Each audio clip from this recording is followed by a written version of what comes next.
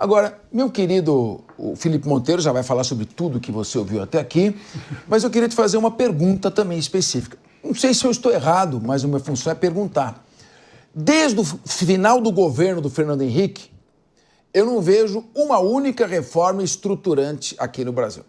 Fernando Henrique, eu vi a lei de responsabilidade fiscal, pelo menos incutiu a ideia do equilíbrio fiscal, da responsabilidade. As agências reguladoras com mandatos que não coincidem normalmente com a mudança da presidência da República e mandatos que tornam inamovível o diretor da agência reguladora. As privatizações, lembra as grandes privatizações de rodovias no estado de São Paulo, das linhas telefônicas, enfim. De lá para cá, só se fala agora, o ministro da Fazenda, Fernando Haddad, dizendo tem que fazer uma reforma estruturante.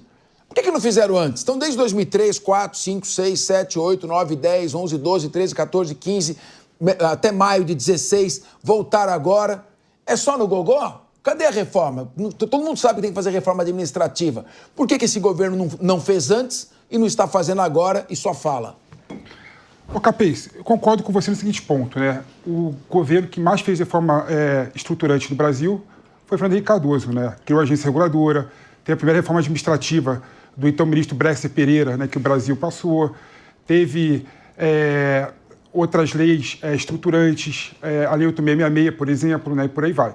Agora, tem um ponto que eu acho importante destacar, né? O governo Lula, né, apesar de timidamente colocando, também fez reforma estruturante, sim. Então, até que o marco regulatório de saneamento básico surgiu em 2007, no governo Lula, né? A lei de PPP, parceria público-privada, que permite financiabilidade de infraestrutura pela iniciativa privada, veio no governo Lula, né? Também no período de seu governo. Claro que é muito tímido pelo que poderia apresentar e comparando com tantos anos de governo, né? 8 anos de Lula, mais 6 anos de Dilma, mais 4 anos de Lula, ou seja, a gente poderia ter muito mais reformas estruturantes do que efetivamente tivemos. Mas existe uma marca, desde o FHC até hoje em dia. Partidos de direita e de esquerda que ocuparam o poder não fizeram reformas estruturantes. Bolsonaro não fez, Temer não fez, né? Lula fez pouco, Dilma fez nada, né? Ou seja, a questão ela permeia, né, o aspecto político-ideológico do Brasil. As pessoas não têm interesse em reformas estruturantes. Infelizmente, muitas das reformas estruturantes são impopulares, né? São impopulares. Então, qual que é o político que quer ter uma pecha de medidas impopulares na sua testa? Então, é difícil. Então, infelizmente, no Brasil, os brasileiros eles não estão preparados com uma educação política para olhar para medidas impopulares e verem que aquilo é necessário para desenvolver o Brasil no futuro. Então, esse é o primeiro aspecto que eu vou colocar aqui. O segundo aspecto que eu vou colocar aqui é a falácia de achar, né, o lugar comum que colocar imposto sobre grandes fortunas irá ter fugas de capitais para fora do Brasil. Não vai ter, não vai ter. Dá para você ter inovação institucional de modo que você faça com que o dinheiro fique no Brasil. Como fazer isso? Se a alíquota do imposto sobre grande fortuna for menor do que o IOF para mandar dinheiro para fora, o rico vai deixar o dinheiro no Brasil. Então, calibrar o IOF, que é o imposto regulatório, o dinheiro ficar no Brasil e não ir para fora, já faz com que essa fuga de capital que o Capês tanto fala aqui vire um livro de ficção, né? Porque na prática é possível você fazer de forma diferente. O ponto interessante também, fizeram uma pesquisa com os bilionários do Brasil, que são pessoas que não ganham 50 mil reais por mês, Sérgio, mas ganham 10 milhões por ano, né, de patrimônio, né? E 98% das pessoas que ganham esse valor não é contra imposto sobre grande fortuna. Eu, por exemplo, meu sonho, Capês, meu sonho de vida é pagar imposto sobre grande fortuna, porque eu tenho certeza que eu sou um bilionário, né? Imagina que legal. Eu ia adorar pagar 1%, Gui. Eu também, adoraria. De 10 milhões de reais, eu pago agora. Minha mãe dá coisa que eu pago agora, porque significa que eu sou muito milionário, né? Muito milionário. Então, vamos parar com essa balela de achar que o povo que a maioria das pessoas que são bilionárias são contra o imposto sobre grande fortuna. Não são. As pessoas, a nossa elite intelectual e econômica no Brasil, não se colocam contra projetos estruturantes, não, ao contrário que várias pessoas colocam. E para terminar, que é só passar sobre o tema que eu acho importante aqui, tem duas visões muito antagônicas aqui, né? O Gui, ele acha, por exemplo, que é importante você criar novos impostos para fazer com que haja uma certa justiça social e que o governo consiga implementar projetos engrandecedores. O Kriegner, por outro lado, acha que tem que reduzir a tributação. Olha o nível da nossa direita e da nossa esquerda. Eu venho para cá e falo assim, poxa, é possível você aumentar a arrecadação do Brasil fazendo com que você invista no setor da oferta. Se tiver mais empresas abrindo no Brasil, várias indústrias produzindo no Brasil, automaticamente a arrecadação vai ser maior sem aumentar a tributação. Até abrindo espaço, Kriegner, para diminuir um pouco a tributação. Mas você consegue, se tiver um projeto forte de Brasil, investir e fazer com que as empresas investam mais, que as empresas consigam ser formadas de forma muito mais rápida para empregar mais gente. Empregando mais gente, vai ter mais salário para essas pessoas empregadas, que vão pagar mais impostos, as empresas vão faturar mais, pagando mais impostos, sem aumentar em nada a carga tributária. Então, ou seja, por meio de uma inovação institucional, a gente consegue pensar diferente do que essa dicotomia entre mais imposto e menos imposto. Não, vamos fazer com que haja mais empresas produzindo. Assim, a gente consegue se enriquecer como nação. Muito bem. Bom, Guilherme Mendes, eu só fazer uma observação que o Felipe Monteiro disse que o marco do saneamento de 2007 foi uma reforma estruturante, né? Que é a Lei 11.445 de 2007. Muito bem. Vamos lá. Reforma estruturante é aquela que dá resultado. 2007 foi há 18 anos atrás. Desde então, nós temos 100 milhões de brasileiros sem coleta de esgoto. 40 milhões de famílias que não têm um banheiro em casa e 35 milhões que não têm acesso à água. Ia ser pior, Capete. Água filtrada. Então, só aí você já está vendo o seguinte: muito pior. Nós somos o país sempre da reforma, o país do futuro. Ou seja, é sempre promessas. Guilherme Mendes, quer dizer então que o ministro da Fazenda fala que é necessário fazer reformas estruturantes. Enquanto a gente não faz as reformas, deixa aí o aumento do IOF mesmo. Os deputados já fizeram barulho mesmo, já mostraram que são a favor do povo, então deixa seguir. É isso, ele está só querendo ganhar tempo, Guilherme Mendes. Você ouviu bastante. Fala um pouco. Não, Capês, ele não está querendo ganhar tempo e vocês interpretaram a minha fala como um imposto sobre grandes fortunas, aquele tradicional, ou seja, cobra-se um valor por quem amealha uma determinada quantidade de dinheiro. De fato, esse tributo vem caindo em desuso no mundo e até, para falar um pouco aqui de visão global, o próprio Fernando Haddad, à época, e o Papa Francisco, falecido Papa Francisco, falaram que, de fato, é pouco eficaz falar em imposto de grandes fortunas se essa abordagem não tiver o âmbito global. Para vocês verem, o líder maior da Igreja Católica, um chefe de Estado como o Papa Francisco, à época falou, não adianta a gente querer taxar o rico num país e não taxar no outro. Nós temos que taxar todos eles para combater a pobreza de forma global. Isso foi o que disse o Papa e o Fernando Haddad, na época, concordando com essa fala do Papa Francisco. Mas a que eu me referia, e no caso, o tributo proposto pelo Trump, é o tributo de transmissão de bens, aquele não oneroso, ou seja, traduzindo, a herança. No Brasil, e eu estava aqui pegando as alíquotas, porque essas alíquotas são estaduais, para você que está em casa entender um pouco a gravidade do que nós estamos falando.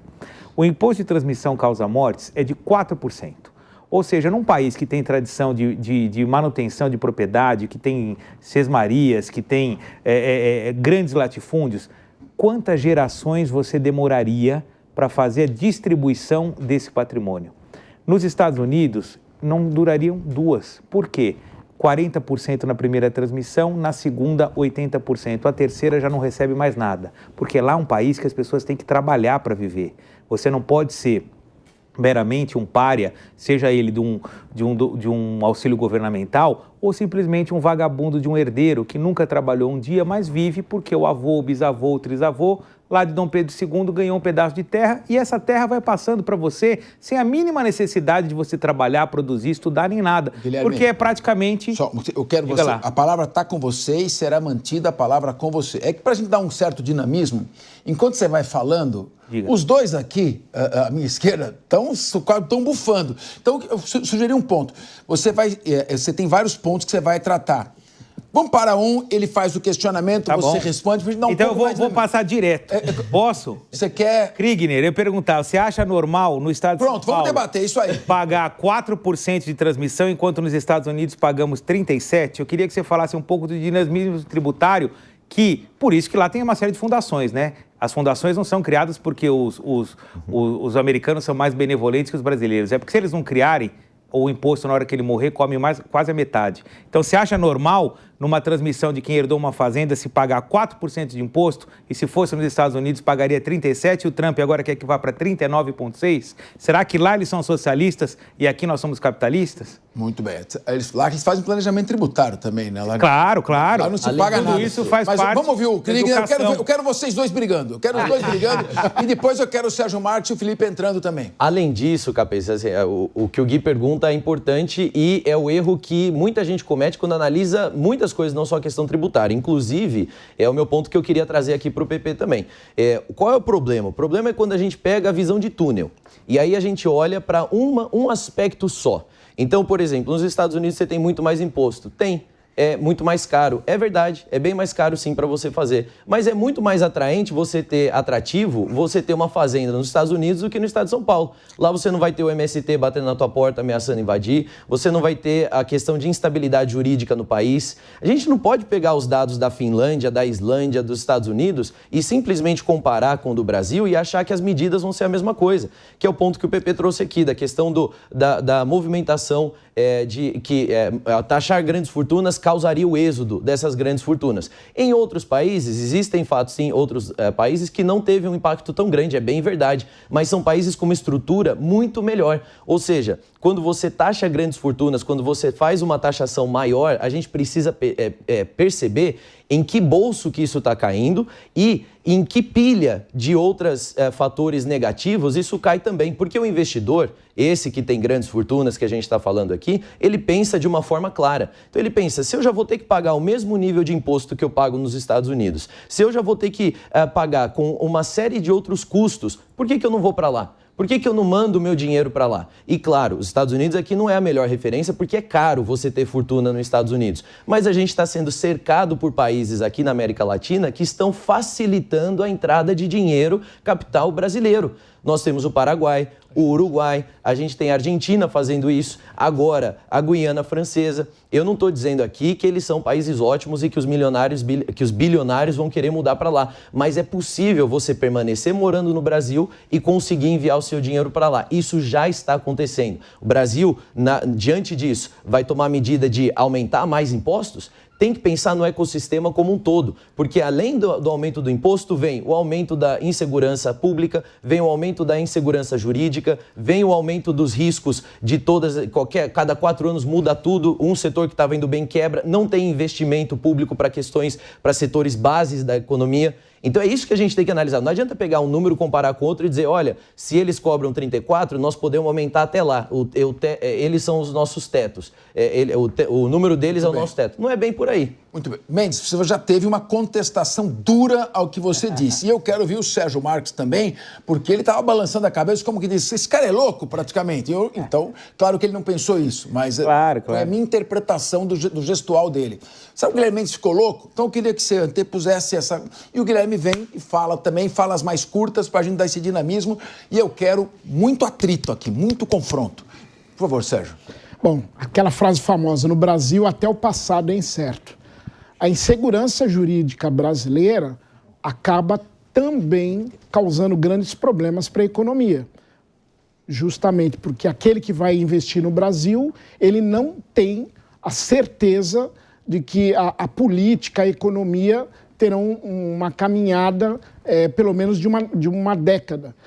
Mudou o governo, mudam-se totalmente a ideia, né, como se diz, a direção que o Estado deve levar. Agora, o que seria, a pergunta também importante é, o que seria grande fortuna? Essa é a primeira pergunta. O que é grande fortuna no Brasil? No Brasil, classe média é considerado quem ganha em torno de 3, 4 mil reais. Então, o que é grande fortuna no Brasil? É o dinheiro que vem da corrupção, que é colocado em offshore lá, que fica inatingível também. Guilherme Mendes, você teve uma anteposição ao seu ponto. Você é capaz de responder de maneira sem agressividade esses pontos que foram colocados contra você? Mas, Capês, faça justiça. Quando que eu fui agressivo nunca, aqui? Eu não nunca, sou... Porque jamais. Eu aprendi Você é um doce. Eu aprendi com meu avô o seguinte, bronca e briga é arma de otário. Se você não consegue convencer e conversar com uma pessoa num tom de voz adequado, fazendo prevalecer a força das suas ideias, não vai ser no grito, no murro na mesa, quanto mais na mão que você vai convencer. Então, de fato, a gente está aqui para trocar ideias da forma mais civilizada e elegante possível. O Krieger não me respondeu. Ixi, eu acho que 4% versus 37%, eu não estou aqui comparando os Estados Unidos. Os Estados Unidos, aliás, na minha opinião, não é exemplo para nada. A gente tinha que olhar na Europa. Mas o princípio que eles defendem... Os Estados Unidos não é exemplo? Muito... Não. Nesse caso de desenvolvimento social, de justiça tributária, de fato, eu acho que não é. Eu sou muito mais alinhado a um modelo europeu de desenvolvimento. Mas tudo bem, nesse caso, o princípio defendido pelos americanos, eu acho que está corretíssimo e é muito caro. Qual seja, o governo está aqui para garantir o básico, e para garantir o básico ele precisa de dinheiro, ele precisa de tributos, e cabe a cada um construir o seu destino, construir a sua fortuna e amealhar os seus bens, o que não significa necessariamente transmitir a sua integralidade para os seus sucessores. Ou seja, a roda da economia e da meritocracia gira igualando oportunidades e permitindo que todos recomecem ou comecem a sua vida num patamar minimamente confortável. Como o Capês bem falou, como é que nós vamos cobrar desenvolvimento intelectual, financeiro, de uma população que sequer tem um banheiro em casa, que não tem saneamento básico, que muitas vezes adoece com 5, 6 meses porque tem que tomar água suja do esgoto? Como é que nós vamos construir um país com essas bases sociais? Não há como. Então, quando o Krieger fala nós não podemos comparar a realidade brasileira com a americana ou qualquer uma outra, eu concordo, porque a nossa é muito pior. Nós partimos um patamar muito abaixo dos demais países do mundo. E lá, eles têm uma política tributária muito mais rigorosa que a nossa. Distribuição de renda, de combate ao acúmulo, de combate à especulação, de combate à não produtividade. É o exemplo que eu estou falando. Se você morre nos Estados Unidos e deixa um bem, o seu filho vai herdar, mas ele vai herdar 60% do que você construiu. Aqui ele herda 96%. Que recado você está dando? Meu filho, não trabalhe, não estude, não se desenvolva, porque o papai já garantiu a sua vida. E você pode ser um parasita, pode ser um vagabundo, porque você não precisa mais trabalhar, querido. Você pode ficar, você, seus netos, seus bisnetos e por aí vai. Então, quer dizer, ou a gente trata a coisa como tem que ser tratada, meritocracia, igualdade de oportunidade, trabalho, empenho, estudo, e cada um faz o seu futuro, ou então vir pregar meritocracia para entregador de aplicativo trabalhar 16, 15 horas e achar que é empreendedor, achar que vai se emancipar. Pelo amor de Deus, isso beira as raias da crueldade. Agora, esse cara não teve oportunidade de ter esse debate que a gente está tendo aqui. E ele acha que se ele ganhar lá 100 mil reais, 150 mil reais, até porque ele não estudou sistema tributário, ele não estudou educação fiscal e financeira, como o Felipe bem falou, ele só sabe fazer o quê? Trabalhar. E ele nunca vai progredir, entre outras coisas, por quê? Porque o Estado não ajuda nisso. Ele não teve alimentação adequada na época adequada, ele não teve escola adequada na época adequada, ele pisou no esgoto quando ele era criança, só que ele não sabe de nada disso. Ele acha que o fruto do fracasso financeiro da vida dele é falta de trabalho, é falta de dedicação ou é improdutividade, quando não é. No fundo, é apenas uma grande estrutural falta de oportunidade. Bom, o Krieger, o Felipe faz tempo que não fala, o Krieger quer fazer só para um esclarecimento, que ele foi citado pessoalmente, depois vou passar para o Felipe Monteiro. Só uma observação. Patrimônios de até 80 milhões de reais para indivíduos têm alíquota zero nos Estados Unidos. E até 160 milhões de reais para casais tem alíquota zero. A tributação só aumenta a partir desse valor, de imposto sobre herança, que eu estou dizendo, imposto sobre herança. Acima de 160 milhões, aí começa a ter o escalonamento. Então, também não é assim que eles vão taxando. Não é, até 13 milhões de dólares para indivíduos e 27 milhões de dólares para casais, a tarifa é zero do imposto sobre herança. Não. Henrique Krieger, são dados aqui, eu posso mostrar para você enquanto o Krieger fala. Esse dado aí, Capês. Eu vou mostrar. Muito bem. Krieger, você foi citado, você tem direito de se defender. Por favor. Obrigado, Capês. Não, o que eu só queria trazer aqui é que a gente não pode confundir. Então, da mesma maneira como a gente não pode ter visão de túnel para pegar um número isolado de toda a outra realidade, especialmente no contexto do Brasil, a gente não pode confundir os conceitos. Quando a gente fala de meritocracia, nós não estamos falando que todo mundo deve ter o mesmo teto. A impressão que dá é que o que eles querem é realmente fazer com que todos tenham o mesmo teto. Ou seja, o fulano nasceu numa família abastada, uma família de posses, e agora ele precisa ser punido, perdendo parte do seu patrimônio. E aquele que nasceu numa família que não é abastada, agora ele também não vai ter um amparo por parte do Estado ou por parte de ninguém para conseguir crescer. Ou seja, você limita, como é que você iguala os dois? Diminuindo o teto de um, ao invés de promover esse segundo. Essa que é a grande diferença do que nós estamos debatendo aqui. Não é uma questão de não querer que aqueles que nasceram em maior condição de vulnerabilidade superem essas vulnerabilidades, tenham o apoio necessário para chegar nesse lugar. É porque muitas vezes o discurso é, na verdade, contra o rico. É quase que uma ricofobia aqui que a gente vai vendo. Por quê? É assim, olha, esse aí que tem muito, ele deveria ter menos. Quase que pensando que seria uma conexão direta. Ele ter menos significa que o outro, o mais abastado, vai ter mais. Mentira! Porque vamos pensar aqui, na própria fala do Guilherme, ele fala do pobre que não conseguiu estudar matemática financeira, que não teve... Por que ele não teve? Porque na escola pública não tem isso. Porque o Estado não tem isso. E por que o Estado não tem isso? Porque falta dinheiro? Eu desafio a procurar qualquer estudioso do sistema educacional brasileiro hoje que defenda que o sistema educacional brasileiro é ruim simplesmente pela falta de dinheiro. Não existe. Procura os maiores pesquisadores especialistas nesse sentido. Eles vão falar de gestão, vão falar de conteúdo, vão falar da questão financeira, mas não é uma simples falta de dinheiro. Por que não tem matemática financeira no colégio? Porque não tem dinheiro para ensinar? Claro que não. É porque falta interesse, falta, na verdade, uma proatividade do Estado de trabalhar na raiz da questão. Ter mais dinheiro no Estado não é garantia que esse dinheiro vai ser distribuído igualitariamente para as pessoas mais pobres. Esse é o ponto que a gente tem que bater nessa tecla sempre. E lembrar que dar dinheiro para o Estado não significa contribuir necessariamente para o todo, especialmente quando a gente está falando do Brasil.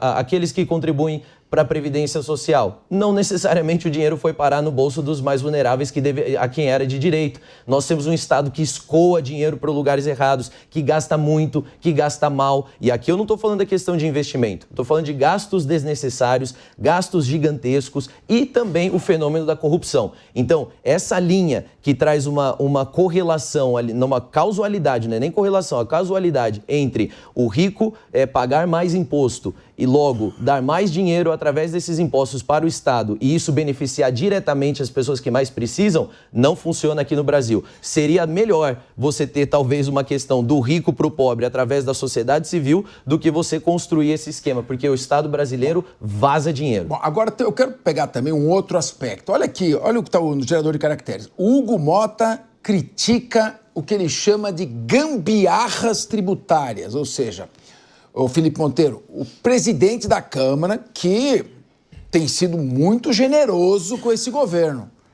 Está segurando o projeto da anistia, não está batendo de frente, está tentando negociar, é jeitoso. Mas ele falou, isso aqui não dá mais. Ou seja, vocês têm que parar de gastar, de torrar dinheiro desesperadamente e querer consertar com essas, olha só, gambiarra tributária. Quando o presidente ouve uma coisa dessas, que o seu ministro está fazendo gambiarra tributária e fala, olha, temos que ouvir o Congresso. Ele não está dando uma chamada, um puxão de orelha no Fernando Haddad? Eu quero ouvir o Felipe Monteiro com o comentário do Sérgio Marques. Ô, Capês, antes que eu só rebater um ponto que o Kenny colocou aqui, que eu acho importante, né? No Brasil, falta, sim, dinheiro para a educação e para a saúde. Quem acha, por exemplo, que o problema do Brasil na educação e na saúde não é falta de dinheiro, é só gestão, basta olhar o que acontece com os países desenvolvidos, né? O Brasil gasta, Kriegner, $3.500 por aluno na educação básica. A França gasta $11.000 por aluno. Ou seja, se você quiser ter a educação francesa, você tem que investir como a França investe em educação. Tem que investir 4 vezes mais. E como é que você pega esse dinheiro para investir 4 vezes mais e melhorar a educação no Brasil? Claro, eu concordo com você que daria para a gente fazer muito mais com o valor que o Brasil gasta com educação. Não é só falta de dinheiro que é o problema do Brasil, falta de ideias inovadoras, é falta de gestão também, falta de metodologia e de projetos de educação qualificados que consigam realmente, de fato, emancipar os alunos da rede básica de educação. Pode ser dizer que tem dinheiro, mas o dinheiro... Tem dinheiro, mas o dinheiro é mal gasto. Mas é mal gasto. Daria para fazer mais com pouco dinheiro. Isso não vou discutir. A educação do Brasil é uma piada. Daria para fazer muito mais gastando 4,9% do PIB, como é que o Brasil gasta em educação. Faz menos do que deveria, mas falta dinheiro em educação, sim. E é claro que o Brasil é uma gambiarra tributária. Claro que é uma gambiarra tributária. O Hugo Mota tem razão. A gente tem que fazer um sistema tributário que, de fato, responda aos anseios da sociedade. Eu coloquei aqui no começo da minha fala, não dá para a gente aceitar um imposto sobre o consumo de quase 30%. Isso é um absurdo, isso é surreal. O imposto sobre o consumo tinha que ser baixo, tinha que ser 5%, 10%, 12%. Do outro lado, o imposto sobre a renda no Brasil é muito pouco. Uma pessoa que ganha R$1 bilhão por mês, né, por ano, né, paga 27,5% no máximo de alíquota do imposto de renda. Teria que aumentar a alíquota. Na França, 55%. Nos Estados Unidos, é 37,5% a alíquota máxima. Ou seja, quando você compara o quanto a gente paga de tributos sobre a renda no Brasil, é muito pouco comparado com o resto do mundo. Ao passo que o imposto sobre o consumo é muito alto. É um absurdo, por exemplo, lucros e dividendos, os empresários e os sócios de empresas e os herdeiros de empresas não pagam nada de lucros e dividendos, né? O herdeiro do Itaú, por exemplo, e de outros bancos, tiram, em média, bilhões por ano sem tributação. É justo isso? Não, é errado isso. Então nós temos que revisar, sim, né, todo o sistema tributário brasileiro de modo a acabar com as distorções, de modo a evitar essa gambiarra tributária que permeia, infelizmente, o sistema tributário do Brasil. Mas, infelizmente, nenhum presidente, nenhum governo quer colocar a mão nisso. Por que não? Porque são medidas impopulares. Porque, infelizmente, quem está regando no Brasil são as instituições financeiras, são os rentistas, aquelas pessoas que vivem, sim, com a alta taxa de juros que está no nosso Brasil. Sérgio Marques, o Felipe Monteiro faz um discurso forte, com falta qualificação. Tem dinheiro para a educação, mas um dinheiro muito mal gasto, desperdiçado, e o nível do ensino cai a cada ano. Agora, você vê, 87% das universidades brasileiras perderam espaço no ranking, caíram no ranking. Por quê?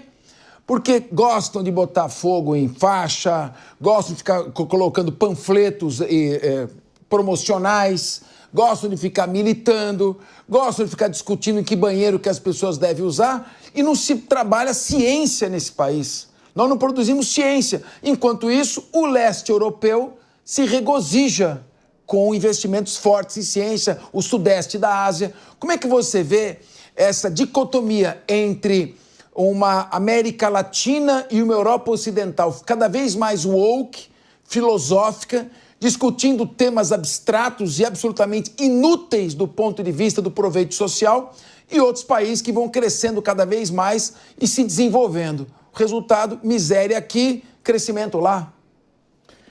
E outro comparativo também, que os nossos colegas sempre fazem comparações com Finlândia, Estados Unidos, né, países escandinavos. Ninguém compara aqui com Mali, Burkina Faso, Iraque, né?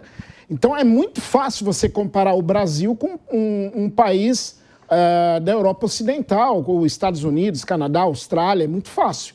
Agora, eu quero ver comparar com os outros países. Agora, voltando para esse aspecto que o Capês acabou colocando, o Brasil tem a educação, o estudante brasileiro, principalmente o estudante de base, ele tem perdido cada vez mais as noções básicas do português e da matemática. Então, aquelas 4 operações elementares, o nosso jovem não sabe fazer. E muitas vezes, o que acontece com essa indústria das faculdades brasileiras, a maioria desses jovens estudantes que não tiveram uma base forte vão para as faculdades, acabam se formando nessas faculdades, mesmo com o baixo nível de aprendizado, e terminando, recebendo lá a diplomação, não conseguem empregos na área. O que isso está acontecendo com o Brasil? E um outro aspecto também, enquanto, por exemplo, países do Extremo Oriente, né, nós temos aquele cinturão, Coreia do Sul, Singapura, Malásia, Vietnã, estão desenvolvendo muito, principalmente porque eles dão ênfase às exatas. O Brasil tem trabalhado muito, única e exclusivamente com humanidades. Então, faltam no Brasil o quê? Engenheiros de todas as qualidades. Sobram filósofos, sociólogos e historiadores. Eu posso falar porque eu sou historiador. Então, eu tenho lugar de fala nessa situação, problema. Então, o Brasil precisaria urgentemente alterar a base de educação brasileira, porque os nossos jovens não estão sendo formados para a sociedade do futuro. E o detalhe pior ainda, os velhos estão superando o número de novos. Logo, previdência social, não teremos daqui a pouco quem sustente a previdência daqueles que se aposentam. E o nível está caindo a cada vez, Guilherme Mendes, e uma aversão às ciências exatas e ao trabalho desgastante, né? Que é o estudo, a preparação. O gostoso é estar no movimento, isso que é gostoso. Agora, eu queria perguntar para você o seguinte, sabe qual é a diferença entre, ele tocou agora o Sérgio Marques, entre um engenheiro e um intelectual? Quando o engenheiro erra, o prédio cai. Quando o intelectual erra, não acontece nada.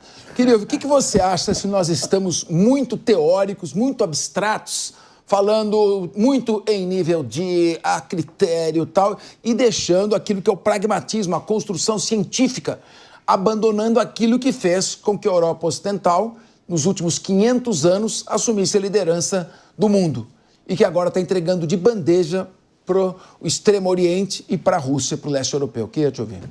Capês, a questão do investimento na educação e em pesquisa e desenvolvimento, ela é séria e nos últimos governos ela sofreu um decréscimo bastante considerável. Então, se você for analisar, eu peguei daqui, estava vendo até dados de 22, são os últimos que eu consegui, já não estão tão atualizados. Israel investia 4,93% do PIB em pesquisa e desenvolvimento, a Itália 2,2%, o Brasil menos de 1%. Então não tem segredo, né? Não tem segredo e não tem mágica. E essa história de vamos fazer melhor com o pouco que temos faz parte do amadorismo e da gambiarra, para usar a palavra do presidente Mota, que muitas vezes governa o Brasil, não só na parte tributária, mas principalmente na área de pesquisa. Não se vale, não vamos deixar aqui esquecer, o professor Sérgio, professor, o que aconteceu no Museu Nacional, no Rio de Janeiro, o que se perdeu da história do Brasil, quantos estudos e tudo mais. Por quê? Entre outras coisas, não tinha dinheiro, não estou falando nem da pesquisa, para manutenção de acervo.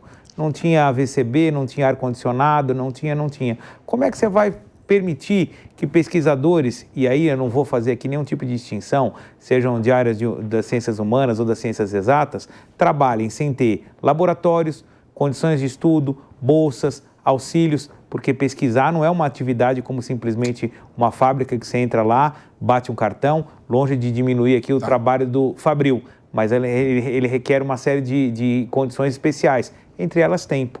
E para os nossos pesquisadores não é dado esse tempo, essa condição. Mas não tem problema, o mundo agradece. Você tem grandes cientistas brasileiros trabalhando em Israel, nos Estados Unidos, na Europa, no Japão, sendo reconhecidos, muito bem remunerados. Inclusive, você citou um deles aqui, amigo nosso, né, Capês, que está lá em Cincinnati, trabalhando para desenvolver patentes para o governo americano. Luiziano. Exatamente. Então, quer dizer, o cientista não vai deixar de fazer ciência. A dúvida é aonde ele vai trabalhar. Pois é. Agora, só para vocês terem uma ideia, nós vamos voltar agora com o Haddad, porque o Haddad tem alternativas. Vamos ver que alternativa que ele tem para o aumento do IOF. É melhor aumentar o IOF. Mas antes de ler isso aqui, só uma coisa para você, ou vocês daqui da mesa. Qual a melhor universidade do país? USP. PUC São Paulo. Não, desculpa, eu tenho doutorado pela PUC, mas sou formado pela USP. Eu estou falando sobre ranking, tá? Vamos falar objetivamente. Ranking. Tá bom. A melhor universidade do país é a USP. Sabe o lugar que ela ocupa no ranking mundial de universidades? 118. A segunda melhor universidade do país pelo ranking é a Universidade Federal do Rio de Janeiro.